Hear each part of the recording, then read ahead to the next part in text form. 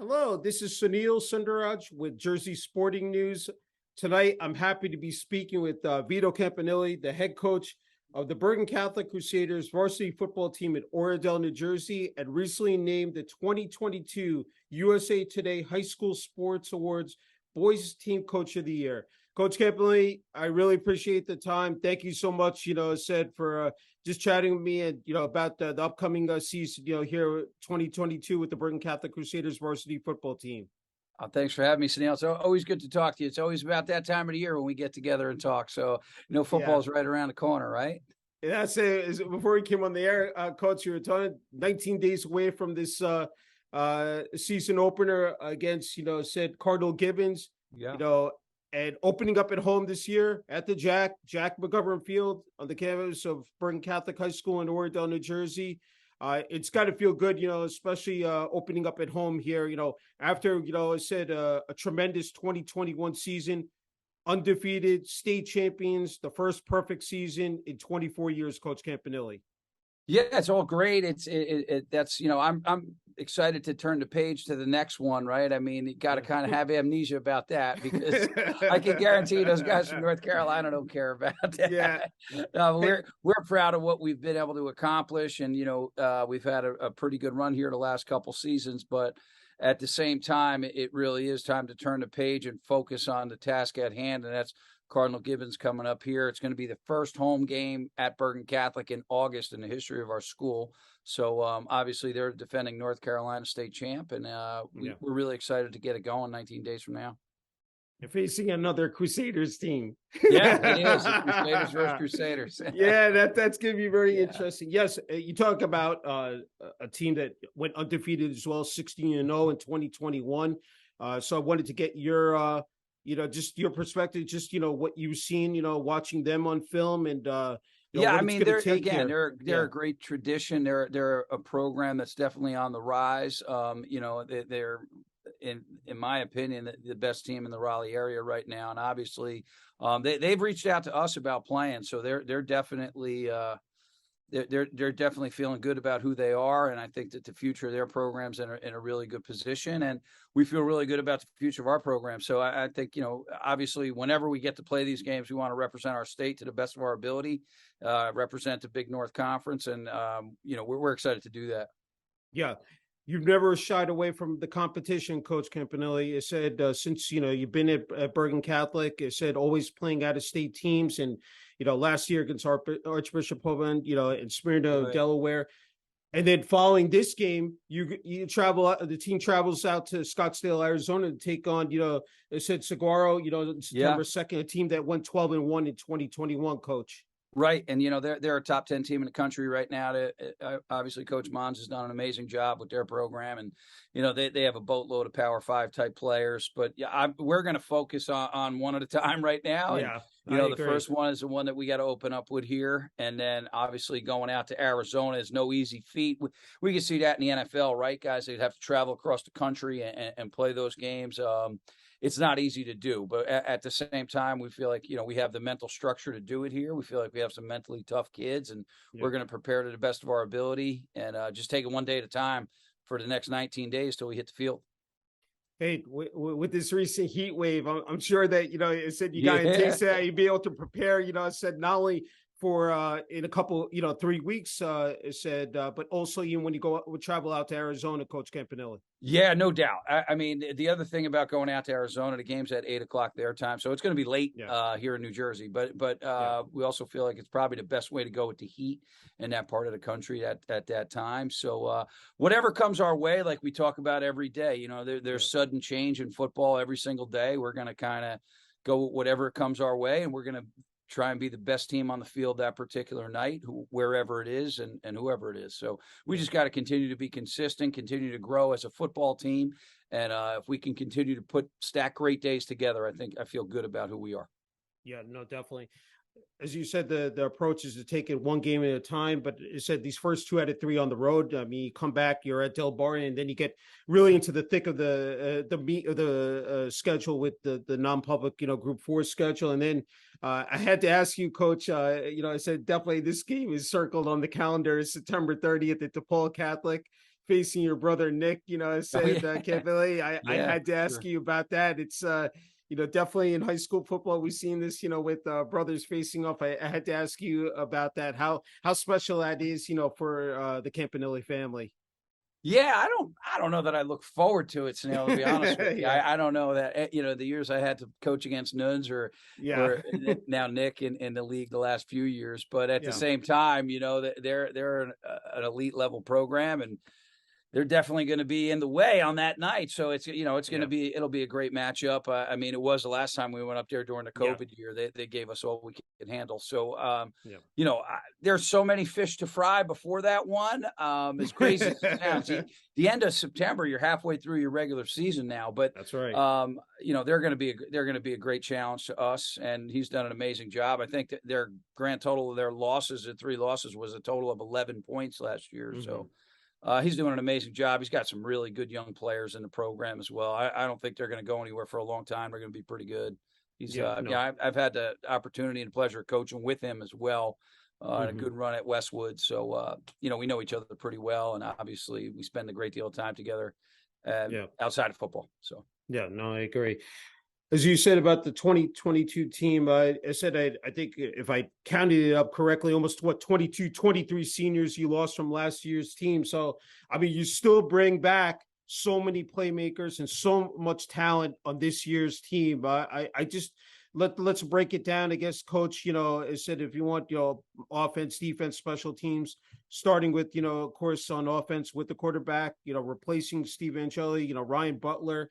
Sure. If you want to, just let people know out there, the viewers, just in terms of, each position and where you see, of course, the strengths. I think a big part of the preseason and this part of the year, and I think as a staff, we've done a pretty good job of, I never want to say like pigeonhole us into like, all right, you got to pound a square into a round hole. I don't really believe in that. I think we're trying to build our own identity for the 2022 team, right? And obviously Steve was a seasoned veteran, really played a lot as a sophomore and started 2 years here, and really knew this offense well. Jack Duffy's a senior, taking the reins pretty good. Dominic Campanile behind him. I think those guys are doing a really good job in camp, and they complement each other really well. And we're just trying to figure out what we're going to be best at and what we're going to be suited to make us the best possible team we can be. And obviously, they don't have to be Steve. They just have to do their job to the best of their ability. And if we can continue to do that, we feel really good about what we've gotten out of the quarterback position to this point. And it's a work in progress, right? The more they play, the more acclimated they get, the better they're going to become as leaders. And the more confident they become, the better our football team will be. Yeah. No, when I look at they said that the players are coming back. You look, Christian Carty, Logan Casey, Malachi Mercer, DJ Samuels, Saeed St. Fleur, Giacomo, Sadir Mitchell. I mean, you have a lot of players. I mean, they're just, we do. It's unbelievable. I feel like obviously Ryan is an elite player that's going to be pretty hard to replace. But Saeed had such a great season as a junior, and we felt like he was about as underrated of a player as there was in New Jersey last year. Not that we used him and he had a tremendous season for us, but at the same time, we feel like he could really do a lot of great things as the number 1 back. And then, if you look behind that in the junior class, we have 3 guys in that class with Cod Sanders, Chris Mimo, and Jaden Estrella, who've all done a great job in the preseason. And we feel like all those guys can do a good job carrying the load as well. So we feel really good about where we are at running back. And the receiver room, I know obviously you lose Santino, who's an all-North Jersey player, but Christian was an all-North Jersey player as well. Jack Camo is committed to Princeton. Logan Casey is a legit 4.4 sprinter. I mean, going to be hard pressed to find a better speed guy in the league than Logan. And then, with the underclassmen guys and what Quincy Porter brings to the table it's a great room. So we feel really good about our depth at receiver, probably the most we've had since I've been here as depth goes. And then obviously we have to replace a lot of guys up front, and we're doing a really good job getting that accomplished. That's great. On the defense line, I did not want to leave out the big piece, DJ Samuels. Just yeah, no, we're not going to trade him. Hold on a second. We're We're going to talking keep about him. DJ. I mean, he's the anchor. I mean, of that team. Just talk about him, first and foremost. Yeah, Coach. I think that Sideer and DJ together, they're as a tandem, and they've both been playing varsity football since the second half of their freshman year, which you know as well as I do. That's a rarity in this league. So having those guys, their leadership, their tenacity, and they're really, having the right practice habits.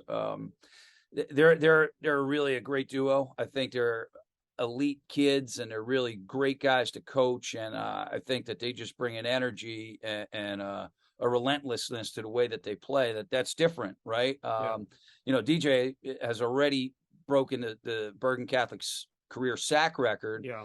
And then I think Sideer is so underrated for the amount of double teams he has to create and just what he does against the run and the interior pressure he brings to the pass game. Yeah. It's tough now. So, and then if you add in Elijah Kinsler, who is, a 6'4", 255 guy, and Anthony Morales, who's had an incredible preseason, we feel really good about that group. And we have a couple young guys up there, Delaney Flood, Ben Shue, I think that are going to add great depth to that position. And we have a senior in Ryan Phelan who do the same thing on the perimeter. So we feel great about it. Yeah, and just wrapping up, just you can talk about the linebacking core and also with the secondary. Sure. Also, so Coach. Yeah, Malachi obviously comes back, and Malachi Mercer was first team All North Jersey as a junior, and really a seasoned veteran there, a 3-year starter, had been a linebacker for us. And Joe Barry is coming off an injury from last year, but we feel really good about the preseason that he's had. AJ Saker, who's also an outside linebacker, who's going to be a senior, did a good job for us on special teams last year, but he's really fitting into the Sam role really well. And then we have a junior guy in Christian Gonzalez that is, we feel going to be the next great one here in our program, and great leader, great hitter, and really I think does everything we ask him to do at will linebacker. It's great. Yeah, if you just want to wrap out just with the secondary as well, Coach. Yeah, there's a lot there, Sunil. I mean, yeah. Daquan is coming back as a starter, and Kaj and Chris both started games for us, Kaj Sanders and Chris Mimo. But we feel really good about the sophomore guys. Naeem Parrish, Anthony Parati have been awesome. Brandon Gomez and Josh Delgetty are juniors. Really knocking on the door there. We feel like we have, we've in the past been able to play in nickel, dime, and so forth. We're usually playing 18 guys on the defensive side of the ball in every game, like matching personnel groups. And I feel like this year we have at least that. We got great young linebackers, and our secondary, the depth there, especially with the 2025 class, that is a really good group of kids, and they're complementing each other really well, but at the same time competing, and they're definitely going to answer the bell. Obviously, Jaden and Jade, those two guys are amongst the best in the country to replace, but at the same time, like, we feel like you got to reload, you got to keep moving forward, and hopefully the traditions that those guys have left, we're going to follow suit with some great players coming up. Yeah, no, definitely. And just wrapping up with special teams as well, got to replace, it's a phenomenal kicker and Giancarlo Campanile. So now, so now you have a couple of guys there. Carmelo Velardo, said. Yeah, Carmelo did a lot of the kickoff duties for us last year. Feel really good about where he is. We have Brandon Apicular's taken over a lot of the punting roles. Brady Phillips replacing Logan as a long snapper. Brady's just a sophomore. We feel like he's going to have a great future at linebacker, but also in the special teams game. He's going to be an immediate contributor. And then, we feel like we have pretty good depth at the kicking position. So, we have a couple guys, Gaetano Bartolomeo, who's done a great job in the PAT game. And then, with Peter at punter, we feel like the 25 guys, we got a couple guys in that group as well. So our depth in special teams, I think, is unique. I think we got a really good group. And we'll just continue to build upon what we have.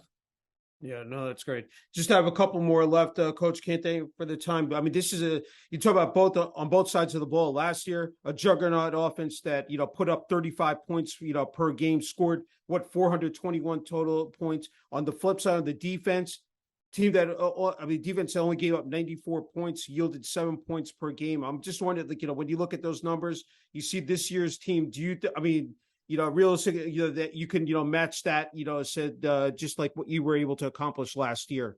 Yeah, I think, again, we're just trying to be the best version of us every single day. Yeah. I again, the stats, I don't get emotional about them. I get emotional about the win and the loss, really. But at the same time, I think that the most telling stat for us last year was, we outscored our opponents 195-20 in the second half. And I think that comes down to mental toughness and conditioning. And that's really what we need to focus on in the month of August. If we could get mentally tougher every day, understand that your coaches aren't berating you, they're developing you, and they're trying to make you mentally prepared and physically prepared for what we feel is one of the best football schedules in the country. So, you can't, it's not for the faint of heart. It's not for guys that want to cash in their chips early. It's not for guys that want to take the easy way out. We're trying to approach every day we want these guys to be as tough as they can possibly be.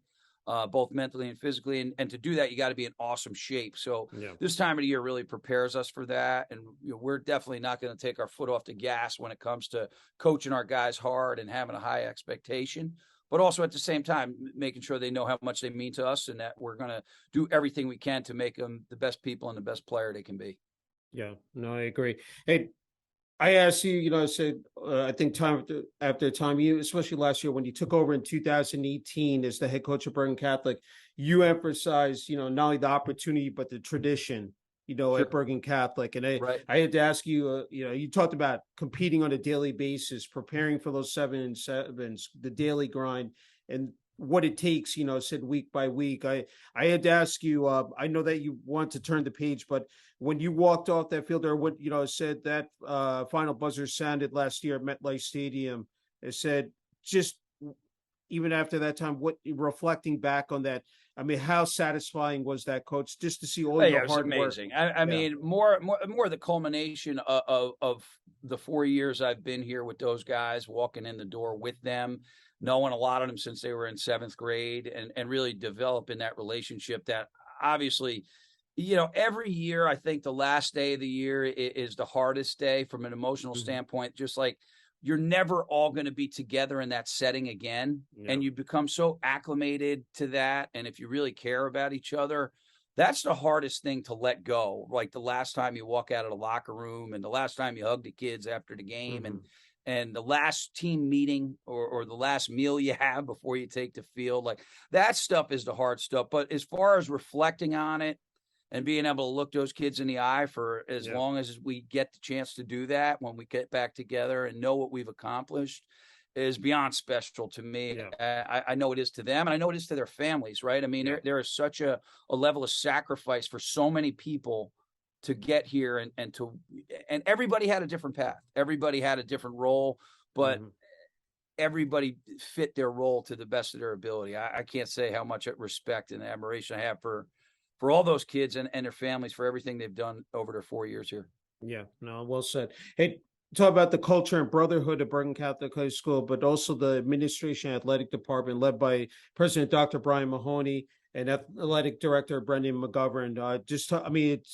It's outstanding, said. It is. I mean, because, the right things are important to them, and it's always about the kids. And I think the one thing that we all share really is about empowering the kids really to take on a leadership role and to make each other better. And I think that when you have like a common value structure and common beliefs and what's important, it's great to come to work and work with people like that and work for people like that. And I think we're very much in unison in what we believe is important and the values that we want our guys to have.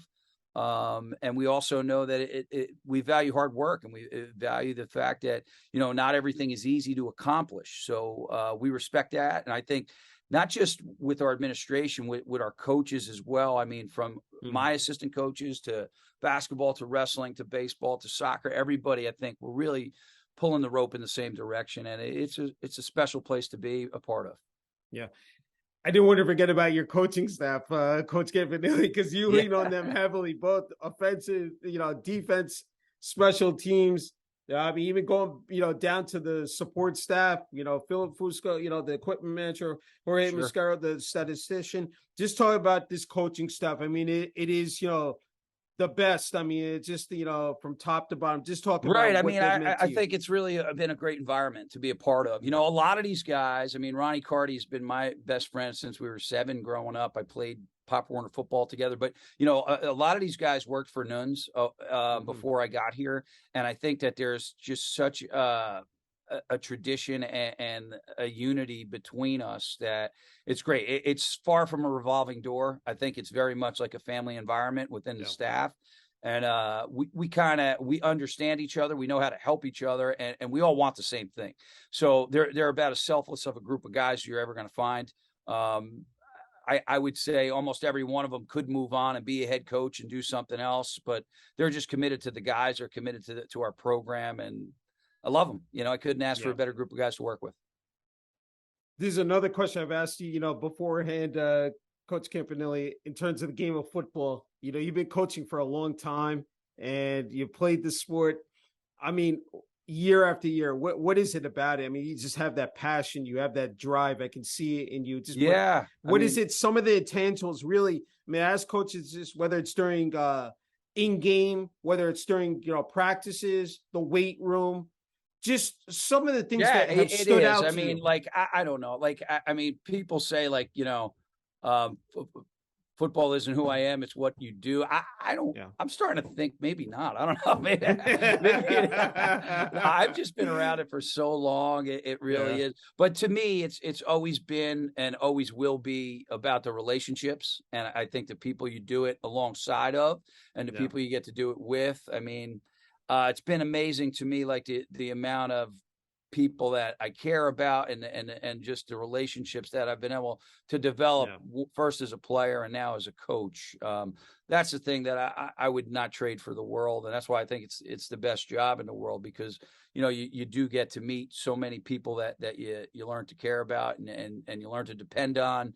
And, I know it's cliche to say, but the life lessons that you bring out of it, I still to this day focus back on a lot of things I learned, whether it's playing for my father in high school or playing Pop Warner football. And it's stuff that I use on a daily basis forever. And it's just part of who I am. No, that's great. I'm just wondering, with North Jersey football, and we've seen, like, the talent is just, we thought some of the best, not only here in the state, but across the country. And to see New Jersey on the map now in terms of high school and even college football, but just talk about the impact to see that New Jersey competing, of course, with the other larger states, with Florida, with California, Texas, Ohio, you name it. How good of a feeling is that, when you talk to other coaches I think we're definitely in the conversation of that. I think if you really look at the college level of football, I think, actually Brooks Alexander, a longtime Pascack Hills coach, had said that to me last week. We had a good conversation about that. And, he feels like the football here in North Jersey rivals anywhere in the country. I think one, the players, two, the coaches, and just a commitment of what we have across the board is it's special. I think if you look now with Stevie and Jaden being out at Notre Dame with Audric and, the guys at St. Peter's, I think 8 of their 85 scholarship players are North Jersey kids, right? So that's 10% of their roster. I feel really good that we can compete with just about any area in the country when we talk about talent and player development. And there's a lot of people that are a part of that. And I'm proud to be a part of it. I can tell you that now. That's great. Hey, before you get the final word, Coach Campanile, you're in a great spot here in terms of offering, advice and what your message is for those younger kids out there. As you said, where you started out, as a player, you talked about Pop Warner and just like moving up the ladder. I'm wondering what you would say not only to the kids out there who are trying to navigate. I mean, there's so many challenges. It's a competitive sport. Football. There is. I mean, my first piece of advice would be get off social media and go do something, right? I mean, Nobody cares if you did 5 push-ups, like you don't have to post that. Like just go out and be a man every day, work hard. I mean, when you get to the real world, you're supposed to wake up and work hard. You're supposed to do those things. So I think as a football player, it's the same thing. Just go out, be the best person you could be the best player you could be. All the rest of that stuff takes care of itself. I think we're so much in this, immediacy world with the social media. I think it's probably the most negative component that we have now is the guys who want to post every last thing they did. I know it's commonplace for the world. I have a hard time adjusting to that one. I think it's, just go out and earn everything. I mean, that's kind of the mantra of our team and what I tell my own kids, right? You want to go earn it. So I think that would be my advice to anybody. How about those attempting to break into the coaching ranks? I think I even more so, right? I mean, it's a grind, right? So it's crazy to think that I've been doing this now for almost 25 years. And you think back to all the hard work that went into that and the day-to-day that still goes into that from, like being here committed to the weight room and opening up the weight room at 5:45 4 mornings a week. That's kind of what this job entails. I mean, I love it, so I'm not complaining in any stretch, but I think that a lot of being a coach is what people don't see. I think that's what separates great coaches is doing things that the people don't see. And if that's important to you and people are important to you, you could be great at it. Yeah. You need a solid support system. We talked about family. I'm just so, just because the demands, the rigors of this job, you talk about the schedule. So I had to ask you about how much that I know. I mean, it really does. I mean, you need, if you don't have a support system, it's really hard to find that. And, as my kids have grown, I think that's the hard. Now it's probably easiest with my son because he's on this team now, but as they grew, there's definitely a sacrifice component, whether it's from your wife, from your kids, my parents, my in-laws, everybody has sacrificed. And that's kind of part of the coaching ranks. I think that if you went across the league or the county and asked most of the coaches, I think that they would all say that there's special people that have sacrificed to help them do what they do. And as I said in the beginning, Bergen Catholic High Schools in Oradell, New Jersey. Talk about the support from the community coach for this team. It's been awesome, right from from the police in town to everybody in our community at Bergen Catholic, and I think that we like the fact, and I mean I kind of boast about it or brag about it, but I think it's like the best game day environment that you could find anywhere in high school football. I mean, people talk to me about Friday night and do we want to, I wouldn't trade being, on the corner of Forest and Oradell on Saturday afternoon for anything. I love the home games here. Can't wait to get the crazies back here. That's what I was just about to say. And just, it's really just like a fever pitch environment every time we take the field. And I can't tell you how much it means to be a part of that. And everybody here loves that. And I think it really brings our entire community together. So. Yeah, no, I agree. Okay, Coach Campanile, you get the final word here for, family, friends. Bergen Catholic, said football, especially the players, coaches, administration, athletic department, town of Oradell. The floor is yours, Coach Campanile. No, I just, appreciate you doing this, Sunil. I'm really looking forward to the 2022 season and, can't wait to, really opening up our full training camp tomorrow. So can't wait to come out here and represent the school to the best of our ability. And we're looking forward to it. Sounds good. Hey, just an incredible honor and privilege as always, Coach Campanile, and wishing you, it said, the rest of the team, the coaching staff, it said all the best in the 2022 season. Thanks. We look forward to seeing you here. Thank you.